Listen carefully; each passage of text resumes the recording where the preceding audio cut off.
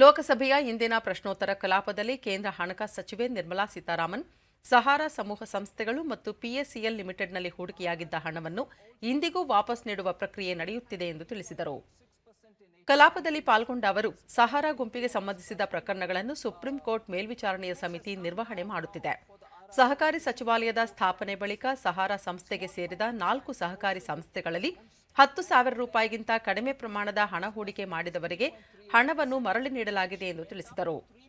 ಹಣ ಹೂಡಿಕೆ ಮಾಡಿದವರು ದಾಖಲೆಗಳೊಂದಿಗೆ ಹಕ್ಕು ಮಂಡನೆ ಮಾಡಲು ಇಂದಿಗೂ ಅವಕಾಶವಿದ್ದು, ಸುಪ್ರೀಂ ಕೋರ್ಟ್ ನಿವೃತ್ತ ನ್ಯಾಯಮೂರ್ತಿಗಳ ನೇತೃತ್ವದ ಸಮಿತಿ ಪರಿಶೀಲನೆ ಮಾಡಿ ಹಣ ಬಿಡುಗಡೆಗೆ ಅವಕಾಶ ಮಾಡಿಕೊಡುತ್ತದೆ ಎಂದು ತಿಳಿಸಿದರು.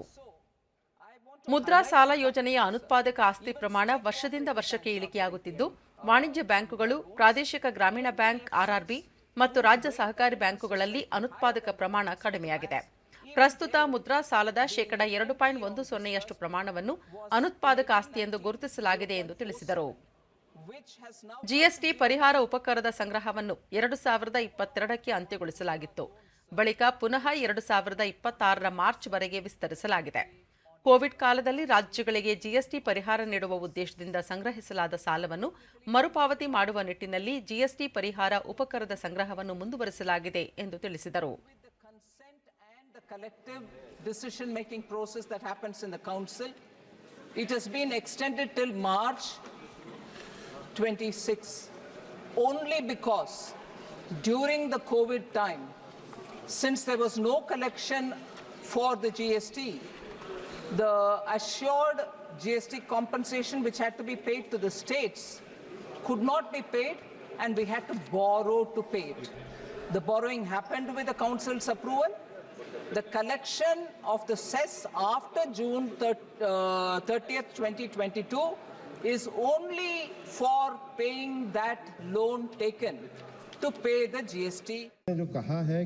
ಪರಿಸರ ಸಚಿವ ಭೂಪೇಂದ್ರ ಯಾದವ್ ದೇಶದಲ್ಲಿ ಅಳಿವಿನಂಚಿನಲ್ಲಿರುವ ಪಕ್ಷಿಗಳ ಸಂರಕ್ಷಣೆಗೆ ಸರ್ಕಾರ ಹಲವಾರು ಕ್ರಮಗಳನ್ನು ಕೈಗೊಂಡಿದೆ. ದೇಶದಲ್ಲಿ ಕೆಲವು ಪಕ್ಷಿಗಳನ್ನು ನಿರಂತರವಾಗಿ ಬೇಟೆಯಾಡಲಾಗುತ್ತಿದೆ. ಅವುಗಳ ಸಂತತಿ ಉಳಿವಿಗಾಗಿ ಸಂತಾನೋತ್ಪತ್ತಿ ಕೇಂದ್ರ, ಸಂರಕ್ಷಣಾ ಕೇಂದ್ರಗಳನ್ನು ಸ್ಥಾಪಿಸಲಾಗಿದೆ. ಪರಿಸರ ವ್ಯವಸ್ಥೆಯ ಬಲವರ್ಧನೆಗೆ ಸಮುದಾಯದ ಪಾಲ್ಗೊಳ್ಳುವಿಕೆ ಸೇರಿದಂತೆ ಹಲವು ರೀತಿಯಲ್ಲಿ ಯತ್ನಿಸಲಾಗುತ್ತಿದೆ ಎಂದು ತಿಳಿಸಿದರು. उपयोग कई अन्य तरीके से किया जाता है. उसके लिए भी हम अपने क्राइम ब्यूरो की तरफ से एक सख्त प्रोटेक्शन के मेजर्स करते हैं. जो पक्षी एंडेंजर्ड हैं उनके ब्रीडिंग और कंजर्वेशन सेंटर हमने चलाए हैं और उसमें भी अपेक्षित सफलता प्राप्त है. आज की तारीख में भी ಮೀನುಗಾರಿಕೆ ಪಶುಸಂಗೋಪನೆ ಸಚಿವ ರಾಜೀವ್ ಸಿಂಗ್, ಮೀನುಗಾರಿಕೆ ವಲಯದಲ್ಲಿ ಕಳೆದ 10 ವರ್ಷಗಳಲ್ಲಿ ಉತ್ಪಾದನೆ ದ್ವಿಗುಣವಾಗಿದ್ದು, ಭಾರತ ಮೀನು ಉತ್ಪನ್ನಗಳ ಉತ್ಪಾದನೆಯಲ್ಲಿ ವಿಶ್ವದಲ್ಲಿ 2ನೇ ಸ್ಥಾನದಲ್ಲಿದೆ. ಪ್ರಧಾನಮಂತ್ರಿ ಮತ್ಸ್ಯ ಸಂಪದಾ ಯೋಜನೆಯಡಿ ಎಲ್ಲಾ ರಾಜ್ಯಗಳಲ್ಲೂ ಮೀನುಗಾರಿಕೆಗೆ ಉತ್ತೇಜನ ನೀಡಲಾಗಿದೆ ಎಂದು ತಿಳಿಸಿದರು. ಸಮುದ್ರದಲ್ಲಿ ಮೀನುಗಾರಿಕೆ ನಡೆಸುವ ಮೀನುಗಾರರಿಗೆ ನೆರವು ನೀಡಲು ಇಸ್ರೋ ಸಹಾಯದಿಂದ ದೋಣಿಗಳಲ್ಲಿ ಟ್ರಾನ್ಸ್ಪಾಂಡರ್ ಅಳವಡಿಸಲಾಗಿದೆ. ದೇಶದಲ್ಲಿ ಪ್ರಸ್ತುತ 2,08,00,000ಕ್ಕೂ ಅಧಿಕ ಜನ ಮೀನುಗಾರಿಕೆಯಲ್ಲಿ ತೊಡಗಿದ್ದಾರೆ ಎಂದು ತಿಳಿಸಿದರು. ದೇಶದಲ್ಲಿ ಗೋವುಗಳ ಸಂಖ್ಯೆ ಹೆಚ್ಚಾಗಿದ್ದು, ಹಸುಗಳಲ್ಲಿ ರೋಗ ನಿಯಂತ್ರಣ ಮತ್ತು ಸಂತಾನೋತ್ಪತ್ತಿ ಹೆಚ್ಚಿಸಲು ಕ್ರಮ ಕೈಗೊಳ್ಳಲಾಗುತ್ತಿದೆ. ಐವಿಎಫ್ ತಂತ್ರಜ್ಞಾನವನ್ನು ಪರಿಚಯಿಸಲಾಗುತ್ತಿದ್ದು, ರಾಷ್ಟ್ರೀಯ ಡೇರಿ ಮಿಷನ್ ಈ ಬಗ್ಗೆ ಹೆಚ್ಚಿನ ಅಧ್ಯಯನ ನಡೆಸುತ್ತಿದೆ ಎಂದು ತಿಳಿಸಿದರು. आंध्र प्रदेश के बारे में भी कई माननीय सदस्यों ने चर्चा की. आंध्र प्रदेश के में प्रधानमंत्री मत्स्य संपदा योजना में सबसे ज्यादा अगर देश में किसी भी राज्य में प्रधानमंत्री मत्स्य संपदा योजना की योजनाएं स्वीकृत की गई है. जो सदस्य इस पक्ष में ಬಳಿಕ 2024ರ ಧನ ವಿನಿಯೋಗ ಮಸೂದೆಗೆ ಅನುಮೋದನೆ ನೀಡಲಾಯಿತು.